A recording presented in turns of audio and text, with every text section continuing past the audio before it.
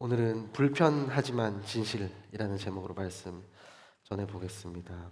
우리 계속 사도행전 살펴보고 있어요. 이제 4장까지 왔습니다. 자, 언제까지 할 수 있을지 모르겠지만 다시 짧게 복습을 하고 갈게요. 1장에서 부활 승천을 하셨고 예수님께서 12번째 제자를 세웠어요. 2장에서는 성령이 강림하셨습니다. 오순절에 방언을 주셔서 깨어진 소통을 회복케 하셨어요. 그리고 3장에서 앉은뱅이를 일으키는 기적이 나옵니다.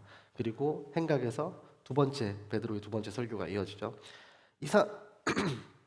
죄송합니다. 이상하게 생각할 것이 없다. 왜 우리를 주목하냐? 이런 이야기를 지난주에 나눴어요. 이상하게 생각할 것이 없다 하면서 이제 제가 대장금 얘기를 했었거든요. 홍시 맛이 나서 홍시라고 한 것뿐인데 당연한 거다. 그런 것처럼 예수님의 이름에 그 능력에는 하지 못할 일이 없다. 그렇기 때문에 너무 당연한 거다. 그렇게 이제 베드로가 설교를 했단 말이죠. 그리고 오늘은 그 이후의 이야기입니다. 베드로와 요한에게 펼쳐지는 이야기입니다. 첫 번째 드리고 싶은 메시지는 이 진리는 우리를 불편하게 하는 거예요. 불편하게 한다는 거예요. 벌써 불편하시죠? 1절을 함께 보겠습니다. 자, 시작. 베드로와 요한이 사람들에게 말하고 있는데 제사장들과 성전 경비대장과 사두개파 사람들이 나타났습니다. 제사장들은 성전에서 행해지는 예배와 제사를 주관하는 자들이었죠. 함께 있었던 경비대장들이 왔다고 해요. 다른 번역에서는 성전 맡은 자 이렇게 표현하기도 합니다. 이 사건이 일어나고 있는 공간적인 배경이 성전이고 이 성전이 정말 유대인들에게는 중요한 곳이었잖아요. 그 유대인들에게 가장 중요한 이 성전에서 중요한 직책을 맡은 사람들이었어요. 그런데 잘 알지 못한 이 두 제자가 베드로와 요한, 많은 사람들을 가르치고 있다는 소식을 들었습니다. 도대체 무슨 일인데 사람들이 이렇게 모여들었나 하는 궁금증과 또 두려움, 약간의 근심, 걱정이 있었을 거예요. 불과 얼마 전에 큰 사건이 있었잖아요. 성전에서의 대소동, 예수님이 내 집이 강도의 소굴이 되었다면서 다 들어 엎으셨잖아요. PTSD처럼 그 잔상이 아마 그들에게 남아 있었을 겁니다. 이제는 또 누가 뭘 하고 있길래 사람들이 또 이렇게 모여들고 있나?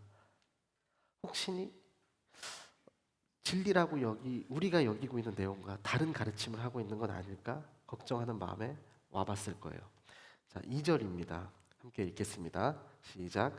그들은 두 사도가 사람들을 가르치며 예수를 들어 죽은 사람의 부활을 전파하는 것 때문에 심기가 몹시 불편했습니다.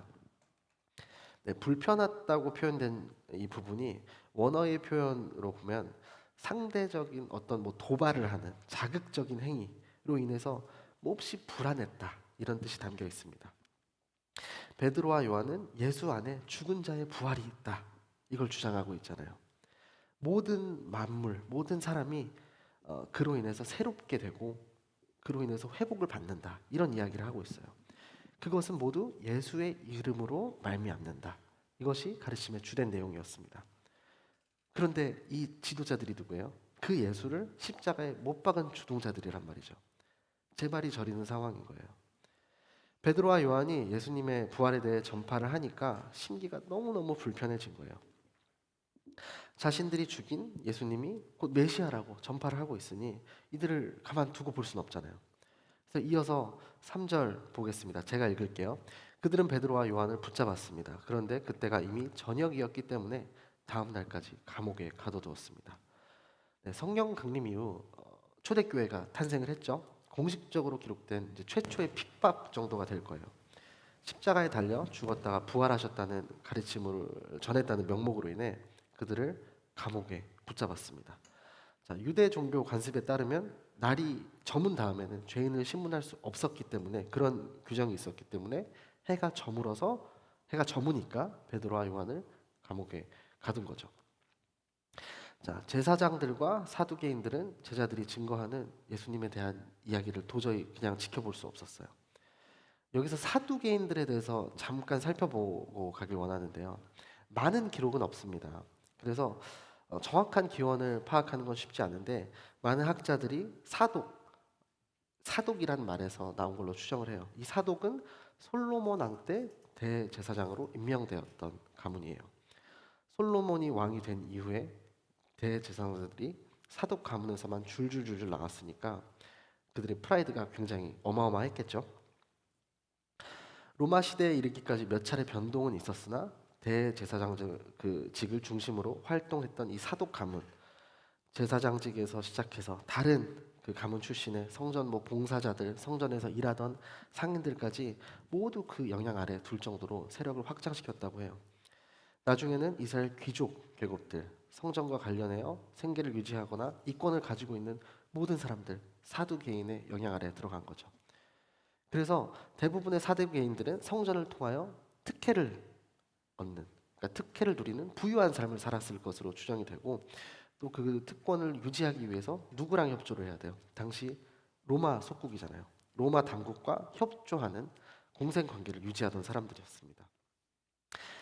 이 당시 많은 유대교 분파들이 그렇듯이 문자적으로 성경을 보던 경향이 있었어요.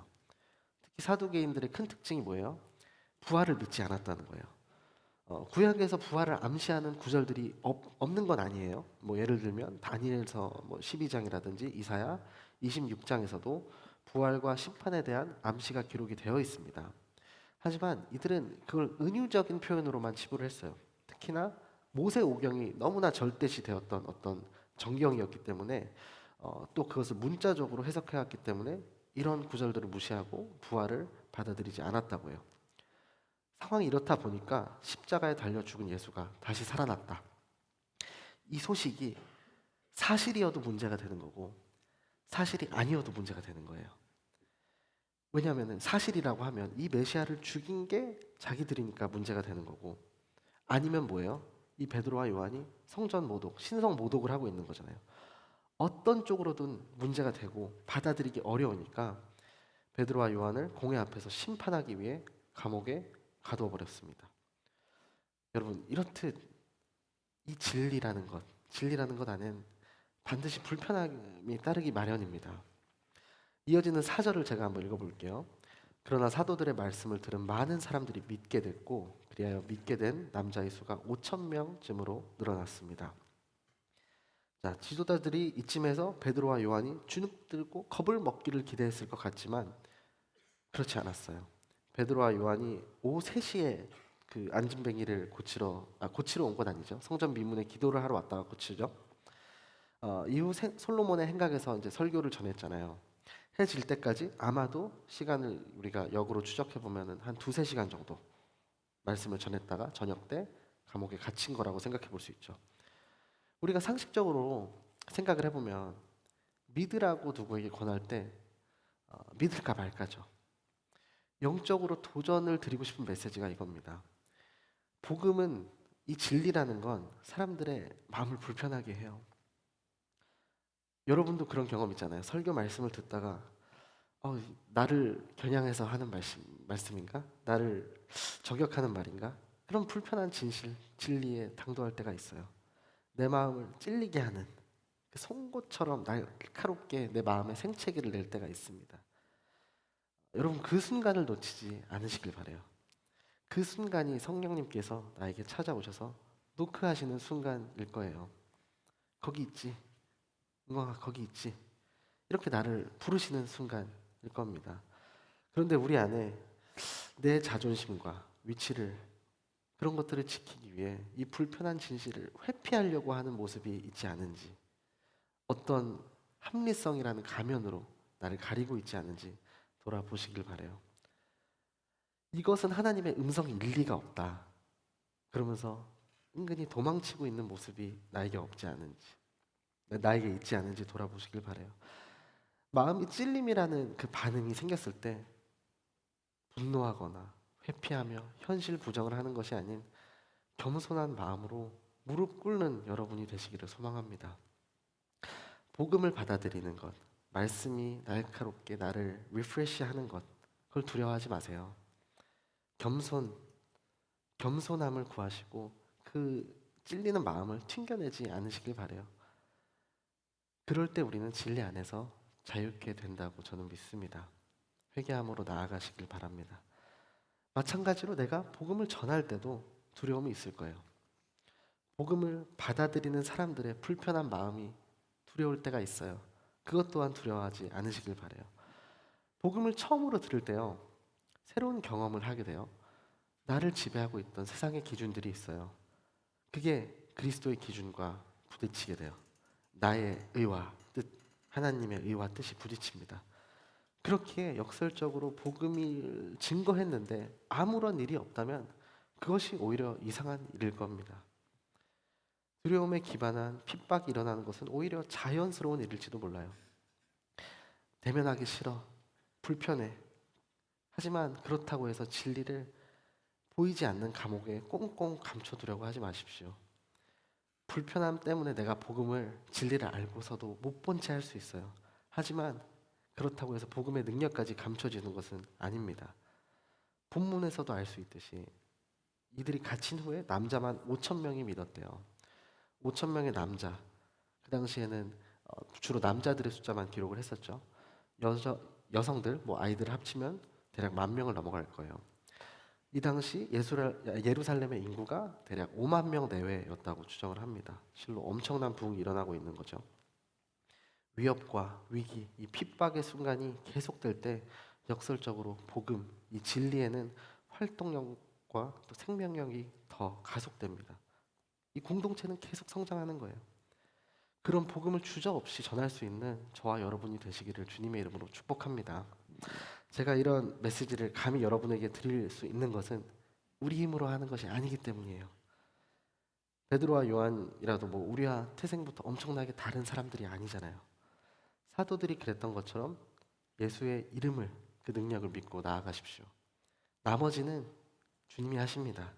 주님께서 일하십니다. 주님께서 전쟁을 치르세요. 일하시는 그 주님을 가장 가까이서 보는 그런 축복이 여러분에게 임하길 소망합니다. 자, 첫 번째는 제가 사람들을 불편하게 하는, 우리의 마음을 불편하게 하는 진리에 대해서 말씀을 드렸어요. 두 번째는 이 진리, 타협의 여지가 없습니다. 자, 5절, 6절 함께 보겠습니다. 시작. 이튿날 통치자들과 장로들과 율법학자들이 예루살렘에 모였습니다. 거기에는 거기에는 대제사장 안나스가 있었고 가야바, 요한, 알렉산더와 대제사장 가문의 사람들도 있었습니다. 네, 5절의 모임, 이 사내들인 공회의 구성원들을 가리켜요. 이 사내들인 공회라 함은 당시에 그 나라의 헤더십들, 최고 헤더십들이 모이는 의결 기관이었어요. 국회와 대법원이 합쳐진 성격 정도로 생각하시면 되는데, 극형을 제외한 모든 사건에 대하여 재판권을 가지고 있었다고 합니다. 이 공회에 대제사장 안나스와 가야바와 요한과 알렉산더 및 대제사장의 가문이 다 참여했다고 해요. 최고 우두머리 안나스는 전직 대제사장이었어요. 소위 실세였고, 현직 대제사장은 가야바였고 그의 사위였습니다. 그리고 그 가족들 모두 성전을 통해 부와 권력을 누리던 가문이었습니다.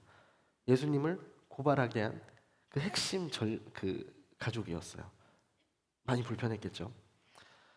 장로들과 율법학자들, 대부분 바리새파 사람들이었을 텐데 율법을 철저히 지키고 정치와 타협하면 안 된다고 하는 민족주의적 성향을 가진 사람들이었어요. 그런데 이들이 사두개인들과 함께 모였잖아요. 로마를 대하던 자세가 굉장히 다른 두 파였죠. 바리새인들은 반로마적인 성향이 강했고 사두개인들은 앞서 말씀드린 것처럼 공생하는 관계였어요. 바리새파는 종교적인 이유로 정치를 멀리했고 로마를 반대하며 이스라엘의 독립을 열망하던 자들, 그리고 정반대인 사람들, 사두개인들은 정치적 경제적 실권을 쥐고 있으니까 열심히 공생하는 관계였잖아요. 적의 적은 친구라고 하죠. 그들이 하나가 되었습니다. 지금 사도들이 예수의 이름으로 나오니까 이들을 처리하는 데는 한마음 한뜻이 되었던 거예요. 근데 재밌는 게 예수님을 십자가에 못 박히게 한 이 결정적인 장본인들이 다 함께 모인 거예요. 자, 나사렛 예수를 다 죽였어. 다 끝났다고 생각했는데 이 제자들이 나와서 더 큰 영향을 주고 있으니 정말 어떻게 하면 좋지? 멘붕에 빠지게 된 겁니다. 그래서 이제 비대위가 열렸어요. 비상대책 회의를 하기 위해 모였습니다. 얼마 전에 예수님께 했던 그대로 이 사도들 베드로와 요한을 둘러싸고 그들에게 이제 신문을 하기 시작합니다. 너희가 뭔데? 너희가 무슨 권세와 누구의 이름으로 일을 행하고 있냐? 흥미롭게도 이 질문은 그들이 예수님께서 성전에서 가르치시며 복음을 전할 때 했던 동일한 질문이에요. 그에 대한 베드로의 대답이 이어지는데요. 그 전에 잠깐 생각해 보고 싶은 게 그 베드로의 그 간밤에 마음이 어땠을까 하는 거예요. 감옥에 갇혔잖아요, 전날 밤에. 모든 것이 억울함의 연속이잖아요. 졸지에 체포되어 있다가 갑자기 공회 앞에 섰어요. 이 순간 저는 이들이 예수님을 생각했을 거라고 믿습니다. 왜냐하면 이제 더 이상 금쪽이 제자 베드로가 아니잖아요. 8절의 기록처럼 성령 충만한 베드로였습니다. 아마도 예수님께서 하셨던 말씀이 기억이 났을 거예요. 올바르게 해석되었을 겁니다. 예전에 이런 말씀을 하셨거든요. 마태복음 10장 18절에서 20절까지 함께 읽어보겠습니다. 시작. 그리고 너희는 나 때문에 총독들과 왕들 앞에 끌려가 그들과 또 이방 사람들에게 증인이 될 것이다. 그러나 그들에게 잡혀가더라도 무엇을 어떻게 말할까 걱정하지 말라. 그때 너희가 말할 것을 일러주실 것이다. 말하는 이는 너희가 아니라 너희 안에서 말씀하시는 너희 아버지의 영이시다. 네, 이 역사가 베드로에게 그대로 일어나고 있는 장면입니다. 종교 지도자들은 시기심과 분노와 두려움에 충만해서 말했지만 베드로는 성령에 충만해서 담담히 이야기를 합니다. 성령의 인도함을 받아서 성령님이 주시는 지혜로 담대하게 말씀을 선포해요. 베드로가 이전에 막 자기 목숨 뺏긴 게 두려워서 예수님을 3번이나 부인했지만 지금은 그 베드로가 아니죠. 성령이 역사하셔서 이렇게 변화됐습니다. 그의 대답이 이어집니다. 9절 말씀을 제가 개역 개정으로 한번 읽어드리겠습니다. 만일 병자에게 행한 착한 일에 대하여 이 사람이 어떻게 구원을 받았느냐고 오늘 우리에게 질문한다면, 자, 여러분이 갖고 계신 우리말 성경이랑 번갈아 가면서 한번 보세요. 무슨 권세로 누구의 이름으로 니네가 뭔데 이런 일을 행했냐고 물어보잖아요. 그러나 베드로는 대답을 좀 특이하게 하죠. 질문을 고쳐 잡아주는 거예요. 좀 더 직관적인 것 같아서 제가 개역개정 버전을 읽어드렸어요. 어떻게 구원을 받았느냐고 우리에게 질문한다면 이라고 바꿔서 얘기합니다.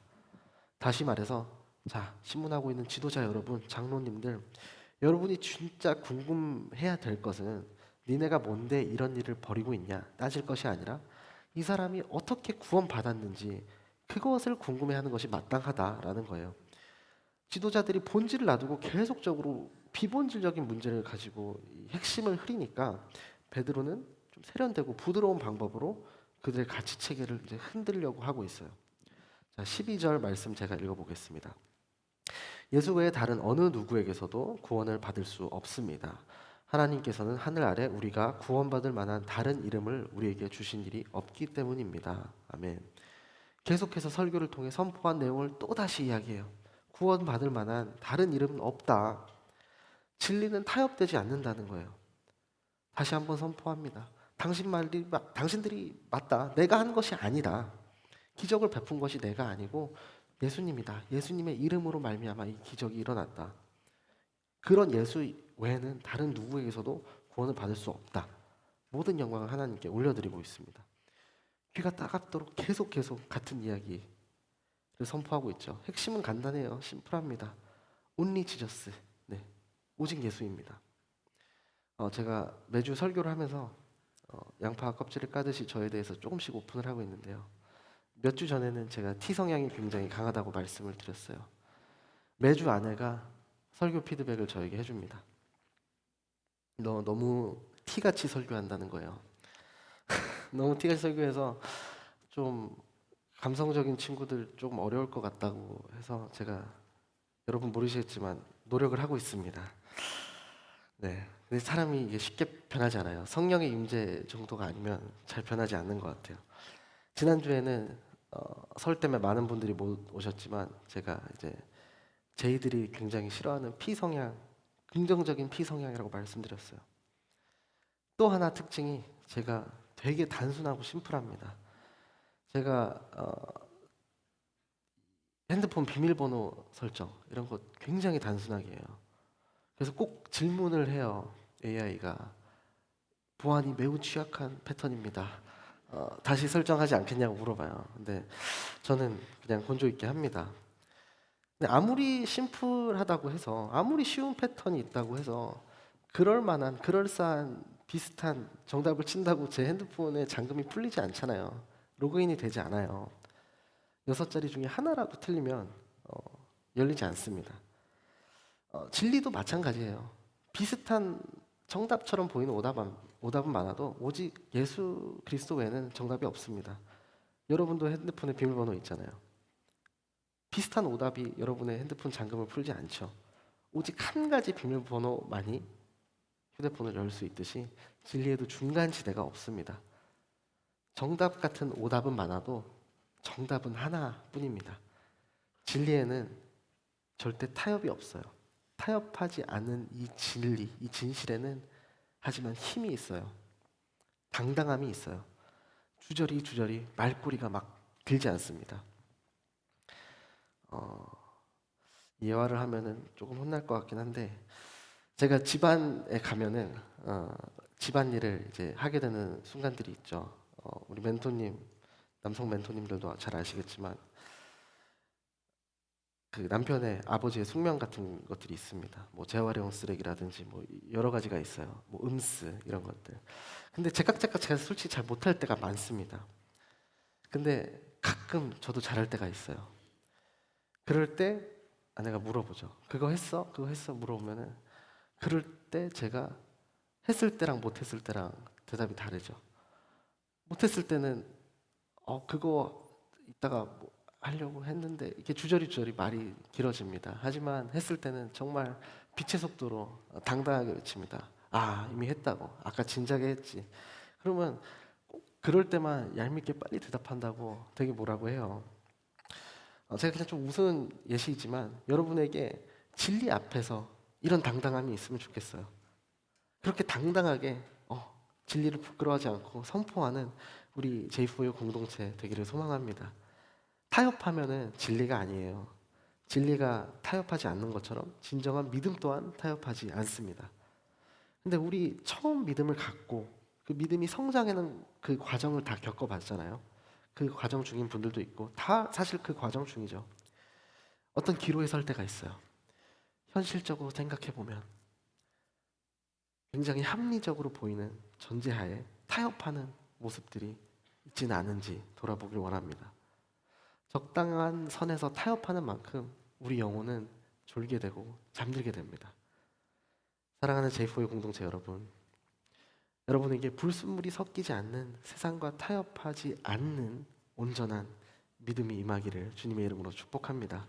그럴 때 여러분의 믿음은 더 큰 진보를 이뤄가고 그 삶 속에서 하나님께서 일하시고 나와 동행하고 계심을 정말 친밀하게 경험하는 역사가 일어날 거예요. 타협 없는 진리를 마음속에 품고 살아가는 우리 청년들 되시기를 소망합니다. 자, 제가 첫 번째로는 진리는 때로는 사람들을 많은 순간, 거의 대부분의 순간 우리를 불편하게 한다고 말씀드렸고, 그런 진리는 심플한 만큼 말꼬리가 길지 않습니다. 타협의 여지가 없다고 말씀을 드렸어요. 이제는 그 가둬둘 수 없는 진리에 대해서 말씀을 드려보려고 해요. 자, 13절, 14절 함께 보겠습니다. 시작. 그들은 베드로와 요한이 아무런 교육도 받지 않은 평범한 사람인 줄 알았는데 그렇듯 용기 있게 말하는 것을 보고 놀라지 않을 수 없었습니다. 그러고는 비로소 그들이 과거에 예수와 내내 함께 있던 사람인 줄 알게 됐습니다. 게다가 병이 나은 사람이 두 사도 곁에 서 있는 것을 보니 더 이상 할 말이 없었습니다. 네. 자, 13절에 지도자들의 반응이 나옵니다. 두 가지 반응이 기록되어 있어요. 하나는 이 사람 분명히 교육을 받지 않은 평범한 사람인데 왜 이렇게 말을 잘하지? 하는 놀라움이 있어요. 그리고 다른 하나는 베드로와 요한의 담대함이었어요. 결과적으로 대응할 말이 없어졌어요. 이 담대함의 원어인 파레시아는 사도행전에 굉장히 많이 등장하는 단어인데요. 거침없이 공개적으로 말하는 자유민의 특징, 이런 뜻이 있어요. 자유민이란 말이 다소 좀 생소하시죠? 자유민의 반대말을 생각해 보면 좀 이해가 쉽습니다. 자유민의 반대. 노예입니다. 노예들은 갖지 못하는 그 자유로운 사람들이 가진 특권, 솔직하게 말할 수 있는 자유, 그런 뜻을 내포하고 있는 거예요. 이로부터 솔직함, 프랭니스라는 뜻이 왔다고 해요. 다른 한편으로는 솔직하게 자기 소신을 밝히는 것에는 어떤 책임이 뒤따르잖아요. 솔직하게 말할 수 있는 어떤 용기가 되기도 하는데 여기서 담대한 볼드니스라고 번역이 되었다고 합니다. 자, 베드로와 요한은 자신들의 그들이 주장하는 잘못에 대해 뭐 선처를 구하거나 어떤 억압에 굴하지 않았어요. 담대하게 선포했어요. 14절이 게다가라는 말로 시작하고 있죠. 게다가 베드로, 그러니까 그 고친, 예수의 이름으로 고친 그 안진뱅이가 옆에 있었기 때문에 할 말을 완전히 잃어버렸어요. 명백한 증인이 옆에 있었기 때문에 지도자들은 논리적으로 대응할 수가 없었습니다. 자, 16절을 이어서 제가 읽어보겠습니다. 그들이 서로 물었습니다. 이 사람들을 어떻게 할까요? 그들이 대단한 기적을 행했다는 사실을 예루살렘에 사는 모든 사람들이 알고 있고 우리도 그것을 부인할 수는 없습니다. 아멘. 16절을 보면은 우리도 그것을 부인할 수는 없습니다 라고 기록되어 있죠. 이들도 어떻게 할 뾰족한 수가 도저히 떠오르지 않았던 거예요. 표적이 나타났음이 분명하고 부인할 수 없었던 그들이 낸 결론, 회피입니다. 가둬두기로 했어요. 그들은 이것이 민간에 사람들에게 더 퍼지지 못하게 하도록 이 사도들을 위협했어요. 그들을 모여서 부당하고 이런 황당한 결정을 내렸어요. 더 이상 소문이 퍼지지 못하도록 이제 위협해서 막자. 요즘 표현으로 하면 입단속을 시키고 미디어를 통제하는 거죠. 그리고 나서 다시 한번 베드로와 요한을 소환을 해요. 18절 제가 읽어드릴게요. 그리고 나서 그들은 베드로와 요한을 다시 불러들여 절대로 예수의 이름으로 말하거나 가르치지 말라고 명령했습니다. 흥미롭게도 지도자들이 했던 이 행동, 이 패턴이 과거에 동일하게 있었어요. 반복되는 역사처럼. 마태복음 28장 말씀인데 제가 요약해서 말씀을 드릴게요. 예수님이 부활하시고 두려워하지 말라. 그 목격자들에게 가서 내 형제들에게 갈릴리로 가라고 전하라. 이렇게 말씀을 하신단 말이에요. 그래서 그 여인들이 경비병들을 이제 성 안으로 들어가서 대제사장들에게 일어난 일들을 모두 보고를 했어요. 그랬더니 그들이 모여서 계략을 꾸미고 군인들에게 많은 돈을 쥐어주며 예수의 제자들이 밤중에 와서 우리가 잠든 사이에 시계를 훔쳐갔다고 말하라. 만약 이 소문이 총독의 귀에 들어가도록 우리가 잘 알아서 처리해 줄 테니까 너희에게 문제가 없도록 해주겠다. 그리고 군인들은 돈을 받고 시킨 대로 했어요. 15절 말씀인데요. 그래서 이 말이 오늘날까지도 유대 사람들 사이에 널리 퍼지게 된 것입니다. 이렇게 기록이 되어 있어요. 많은 돈을 주고 표적이 퍼지지 않도록 이 동일한 패턴을 했습니다. 여러분, 정말 소름 끼치도록 동일한 패턴이잖아요. 진리를 거부하는 많은 경우 진리를 이해하지 못하거나 논리적으로 설득이 되지 않아서가 아니라 믿고 싶지 않기 때문에 믿지 않는 경우가 이렇게 있는 거예요. 하지만 이 마태복음 28장 15절 하반절에서 알 수 있듯이 이 말이 오늘날까지도 유대 사람들 사이에 널리 퍼졌다. 진리를 감출 수 없듯이 영원한 거짓말도 감출 수 없는 것입니다. 다시 이어지는 베드로의 대답입니다. 19절, 20절 함께 읽도록 하겠습니다. 시작. 그러나 베드로와 요한이 대답했습니다. 하나님의 말씀보다 당신들의 말에 순종하는 것이 하나님 보시기에 옳은지 스스로 판단해 보십시오. 우리는 보고 들은 것을 말하지 않을 수 없습니다. 아멘. 자, 경고와 협박이 이어지지만 베드로는 굽히지 않았어요. 그들이 오히려 이해하기 쉽게 다른 의미로는 빠져나갈 수 없게 그 저번 설교에서도 청중들이 이해하기 쉬운 표현들을 막 썼잖아요. 하나님의 말씀이라는 표현을 오늘도 사용하고 있어요. 베드로는 이 지도자들과 하나님을 대척점에 두고 선택할 대상을 이제 설정을 하는 거예요. 당신들은 하나님을 대적하고 있는 거 아니냐 반문하는 거죠. 정말 그들에게 도전을 주고 있는 메시지잖아요. 정말 뼈아픈 말. 하나님의 말씀을 듣고 섬기고 있다는 너희 제사장들이 하나님의 말씀을 듣지 않고 있다는 것을 직설적으로 팩트 폭행을 하는 거예요. 그리고 우리는 그 하나님의 말씀을 선포하겠다. 표면적으로 베드로와 요한은 지금 이 공회 앞에서 신문을 당하고 있지만 베드로의 관점에서 보면 좀 다르죠. 상황에 대한 해석이 완전히 다릅니다. 하나님 앞에 서서 스스로 돌아봐야 하는 건 바로 당신들 아니냐 이렇게 얘기하는 거예요. 정말 근본적인 권위가 하나님께 있다는 것을 우리도 알고 너희도 알고 있지 않냐. 그렇기 때문에 이런 복음은, 이런 진리는 우리가 말하지 않고 참을 수가 없다는 거예요. 여러분, 제너럴 셔먼호 이 사건 혹시 알고 계신가요? 고등학교 때, 중학교 때 기억 한 편에 조각으로 남아 있을 것 같은데 1863년에 런던 선교회 파송을 받아 중국 사계로 떠나는 로버트 토마스라는 선교사가 있었어요. 근데 선교를 가는데 임신한 아내가 죽음을 맞이합니다. 그래서 모든 걸 다 자포자기한 심정으로 중국 세관의 통역사로 일을 하게 돼요. 그러던 어느 날 우연히 조선이란 나라의 그 소식을 듣게 되고 많은 사람들이 이 예수의 이름 때문에 정말 피를 흘리고 있다 이 소식을 듣고 성령이 그에게 임합니다. 다시 한번 그를 일으켜 세우셨어요. 한국어 공부를 하고 이 1866년 8월 제너럴 셔먼호에 탑승을 해서 한반도로 들어오게 됩니다. 근데 여러분 아마 알고 계시겠지만 좀 외교적인 분쟁이 있어서 입국을 불허하는 과정에서 이 불에 타게 돼요. 이 역사적 사건을 다루려던 것이 아니고 그 당시에 이 토마스 선교사님 개인에게 있었던 일을 말씀드리려고 합니다. 불타고 있잖아요. 급히 나왔어요.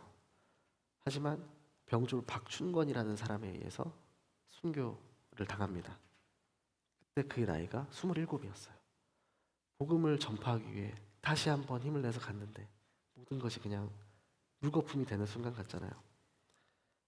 죽는 순간까지 그는 한 권이라도 더 성경을 주려고 노력을 했어요. 훗날 박춘권 씨는 이렇게 회상을 했다고 합니다. 내가 서양 사람을 죽이는 중에 한 사람을 죽인 것은 내가 지금 생각할수록 이상한 감이 들었다. 내가 그를 찌르려고 할 때 그는 두 손을 마주 잡고 무슨 말을 한 후 붉은 백을 입힌 책을 가지고 웃으면서 나에게 받으라고 권하였다. 내가 죽긴 하였으나 이 책을 받지 않을 수가 없어서 받아왔다. 그 성경책으로 인하여 박춘권은 예수님을 영접하게 됩니다. 1899년 세례를 받고 안주교회의 장로님이 되었다고 해요.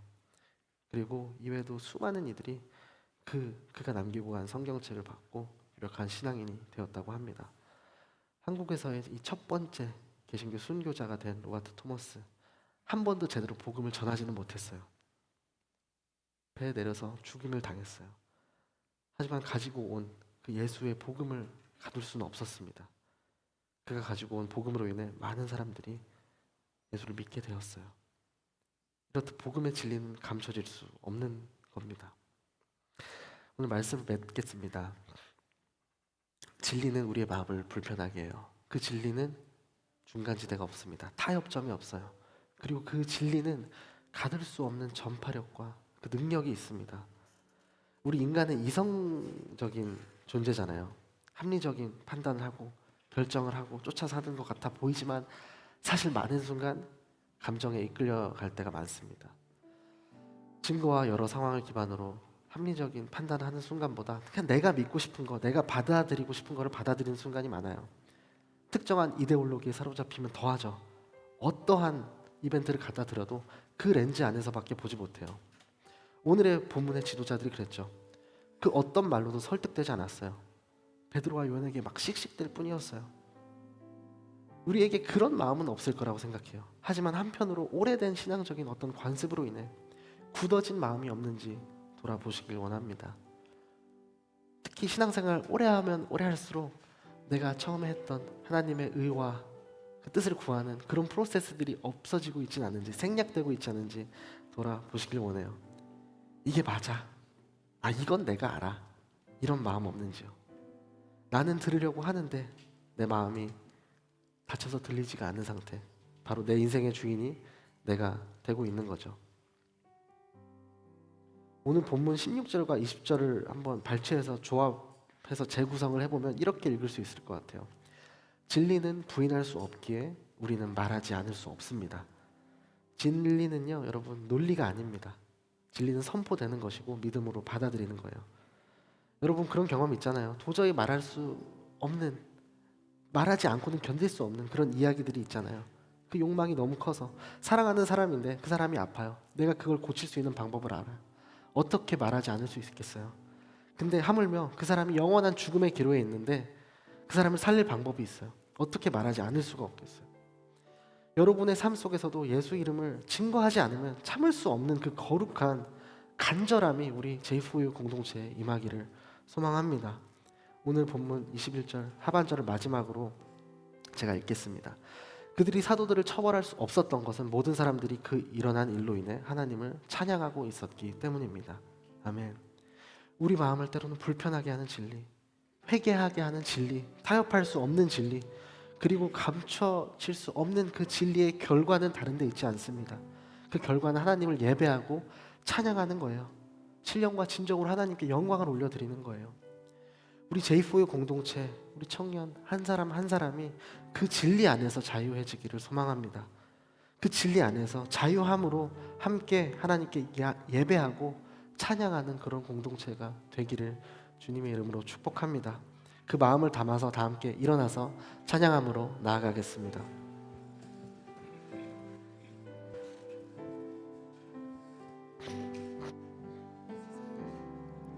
세상의 유혹 시험이 내게 몰려올 때에 나의 힘으론 그것들 모두 이길 수 없네. 거대한 폭풍 가운데 위축된 나의 영혼 어찌할 바를 몰라 헤매이고 있을 때 주를 찬양 손을 들고 찬양 전쟁은 나에게 속한 것 아니니 주를 찬양 손을 들고 찬양 전쟁은 하나님께 속한 것이니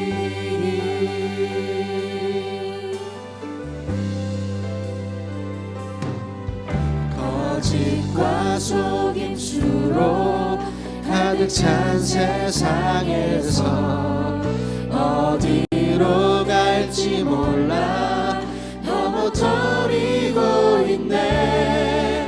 공중의 권세 잡은 자 지금도 우리들을 실패와 절망으로 넘어뜨리려 하네. 주위를 둘러보면 아무도 없는 듯 믿음의 눈을 들면 보이는 분 계시네. 지금도 내 안에서 역사하고 계시는 사망과 어둠을 물리치신 예수님 주님을 찬양하기 원합니다. 주를 찬양 손을 들고 찬양 전쟁은 나에게 속한 것 아니니 주를 찬양 손을 들고 찬양 전쟁은 하나님께 속한 것이니 주를 찬양합니다. 주를 찬양 손을 들고 찬양 전쟁은 나에게 속한 것 아니니 주를 찬양 손을 들고 찬양 전쟁은 하나님께 속한 것. 마지막으로 고백하겠습니다. 주를 찬양합니다. 주를 찬양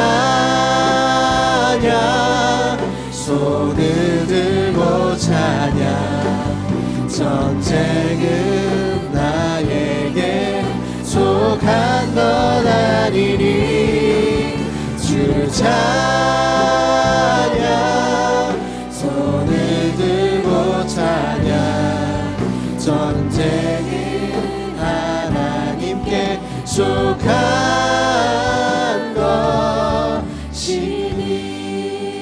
그렇습니다. 주님, 전쟁은 하나님께 속한 것인 줄로 믿습니다. 주님, 죄의 사슬에 묶여 있었지만 정말 그리스도의 그 은혜로 말미암아 구속의 그 구원의 은혜를 알게 하시니 참으로 감사드립니다. 우리가 다시 한번 주님 안에서 진리 안에서 자유케 되길 소망합니다. 복음으로 인해 우리 마음속에 불편함이 있습니다. 찔림이 있습니다. 하지만 이 시간 그 불편함으로 인해 도망가고 회피하는 것이 아니라 겸손하게 다시 한번 주님 앞에서 무릎 꿇기를 원합니다. 주님, 이 시간 우리에게 회개의 영을 부어 주시옵소서. 주님, 다시 한번 겸손하게 무릎을 꿇게 하여 주시옵소서. 주님, 정결한 예배자의 마음, 정결한 예배자의 영을 우리에게 부어 주시옵소서.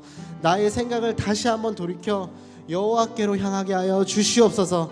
나의 힘으로 할 수 없으니 성령 하나님 친히 찾아와 우리를 인도하여 주시옵소서. 이 시간 회개의 영을 구하며 회개의 영을 부어달라고 우리 주님의 이름 한번 부르며 기도하며 나아가겠습니다. 주님, 주여, 주님, 거룩한 진리 앞에 다시 한번 내가 겸허하게 바로 서리이다. 주님, 그 진리가 우리를 불편하게 합니다. 우리의 마음을 정말 찔리게 합니다. 날카롭게 우리 마음을 생채기를 냅니다. 하지만 그 불편함 때문에 진리를 우리가 외면하게 하지 않게 하여 주시옵소서.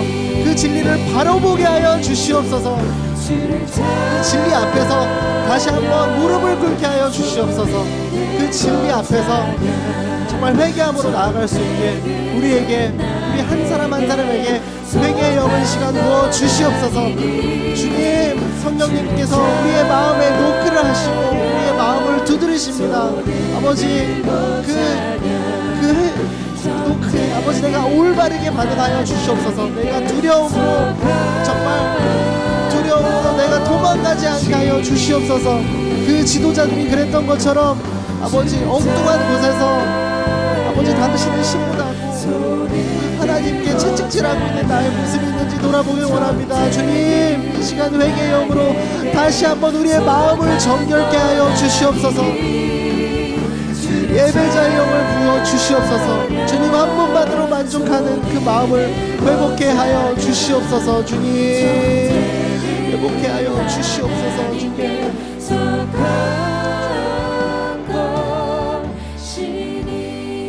이 시간 한 번 더 기도할 때 정말 타협이 없는, 그래서 감춰질 수 없는 그 진리를 붙들고 기도하길 원합니다. 주님, 진리 안에서 자유케 하는 그 축복을 허락하여 주시옵소서. 세상과 타협하는 그 불분명한 반쪽짜리 진리를 품는 것이 아니라 정말 온전한 그 복음을, 온전한 진리를 내 마음속에 품게 하여 주시옵소서. 내 안에 그 온전한 진리로 말미암아 세상의 다른 것을 주목하는 인생이 아니라 감출 수 없는 그 복음의 능력을 매일매일 체험하는 인생 되게 하여 주시옵소서. 그리고 그 능력을 나만 누리는 것이 아니라 정말 그리스도가 이 땅에 오셨던 것처럼 담대하게 복음을 전하는 자들로 우리를 삼아 주셔달라고 우리 주님의 이름 한번 정말 간절히 외침으로 주님께 기도함으로 나아가겠습니다. 주여, 주님, 타협할 수 없는 그 진리 앞에 바로 서길 원합니다. 정말 어떤 것으로도 감출 수 없는 그 진리 앞에 정말 내가 바로 서길 원합니다. 주님, 진리 안에서 자유케 되는 축복을 허락하여 주시옵소서. 세상과 타협하는 정말 불분명한 흔히 멍청한 반쪽짜리 진리가 아니라 온전한 복음을 품는 인생 되게 하여 주시옵소서.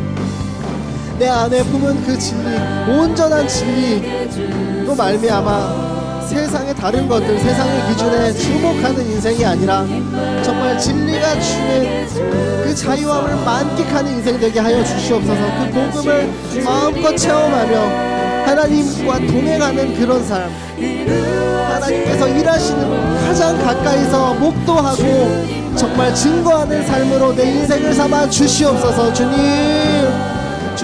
그런 인생으로 나의 인생을 삼아 주시옵소서.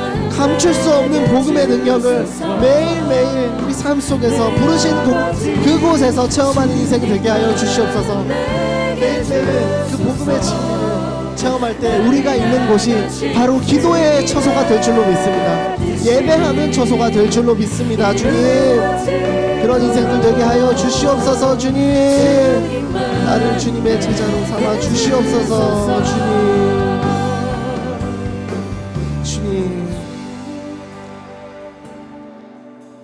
주님 감사합니다. 주님, 죄의 굴레에 묶여 있었지만 그리스도의 그 은혜로 말미암아 구원의 소망을 알게 하시니 참으로 감사드립니다. 모든 것 내려놓고 우리의 마음을 불편하게 하는 그 진리 앞에 다시 한번 무릎을 꿇습니다. 주님, 도망가지 않게 하여 주시옵소서. 회개하게 하여 주시옵소서. 내가 알고 있지만 그 불편한 진리, 우리를 회개로 이끄시는 그 주님의 손길을 알고 있지만 때로는 분노로, 때로는 회피하고 있었던 나의 모습들이 있었다면 주님, 다시 한번 우리에게 회개의 영을 부어주사 정결한 예배자의 마음 회복해 하여 주시옵소서. 주님, 진리에는 중간지대가 없는 줄로 압니다. 타협이 없는 그 진리, 감춰질 수 없는 그 능력의 진리를 정말 온전하게 내 삶에 품고 살아가는 인생 되게 하여 주시옵소서. 그렇게 우리 인생을 살아갈 때 우리 인생, 우리를 그 부르신 곳이 정말 기도의 처소가 될 줄로 믿습니다. 믿음의 처소, 정말 믿음으로 하나님을 예배하는 처소가 될 줄로 믿습니다. 우리를 정말 신령과 진정으로 하나님께 영광을 올려드리는 그런 주님의 제자로 삼아주시고 또 세워주시고 인도하여 주시옵소서. 주님 한 분만으로 만족하는 인생, 주님의 얼굴 구하며 나아가는 인생 되게 하여 주시옵소서. 주님 감사합니다. 그렇게 행하실 주님께 모든 것 맡겨드리며 살아계신 주 예수 그리스도 이름으로 기도드립니다. 아멘. 우리 살아계신 하나님께 영광의 박수 올려드리겠습니다.